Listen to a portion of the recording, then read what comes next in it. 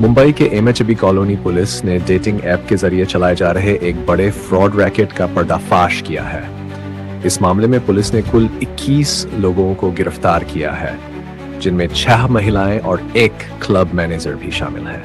आरोप है कि ये लोग टिंडर जैसे पॉपुलर डेटिंग ऐप्स का इस्तेमाल कर पुरुषों को झांसे में लेते थे।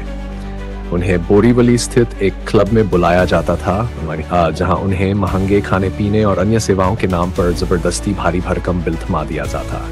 पीड़ितों से वसूली गई यह रकम निजी खातों में ट्रांसफर कर दी जाती थी। इस फर्जीवाड़े का खुलासा तब हुआ जब एक पीड़ित ने पुलिस में शिकायत दर्ज कराई।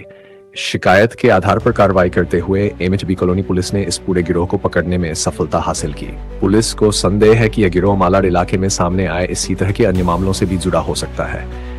इस एंगल से भी अब जांच की जा रही है। अधिकारी पूरे नेटवर्क की गहराई से जांच कर रहे हैं ताकि इस तरह की ठगी की घटनाओं पर पूरी तरह से लगाम लगाई जा सके।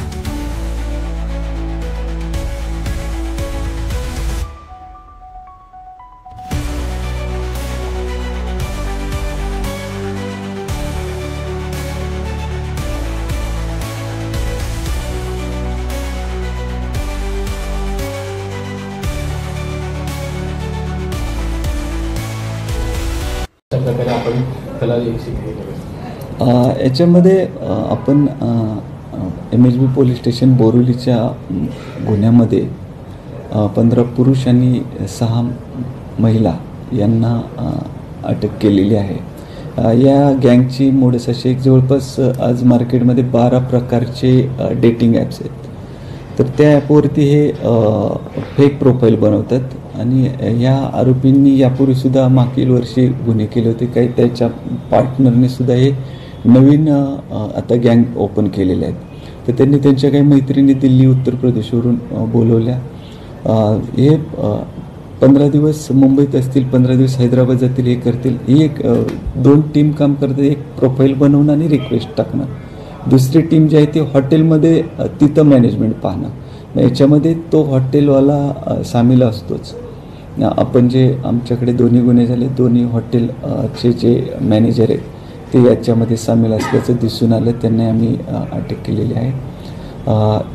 मुली शक्यतो त्यांची जी टीम आहे, एक टीम, तर ती राईट रिक्वेस्ट टाकत राहतात आणि त्याच्यातून रिक्वेस्ट मॅच झाल्यानंतर त्यामध्ये चॅटिंगचं काम तीच टीम करते आणि जर बोलायचं असेल तर ते त्या मुलीला फोन देऊन त्या कस्टमरशी बोलायला लावतात समोरच्या, आणि मग कुठंतरी लोकेशन त्यांचं जवळचं यांचं जे ठरलेलं हॉटेल असेल तिथलंच राहील आणि नंतर ते त्याच हॉटेलचं सुद्धा लोकेशन देतात आणि तिथं बसल्यानंतर मग हे ऑर्डर केलं जातं, ते केलं जातं, ते केलं। जनरली एक 5-6 हजाराचं जरी ते बिल होणार असेल तर हे 25 ते 30 हजारावर नेलं जातं आणि त्यातले 50% तो मॅनेजर त्याचा तो शेअर असतो त्याच्यामध्ये, 50% यांचा शेअर राहतो।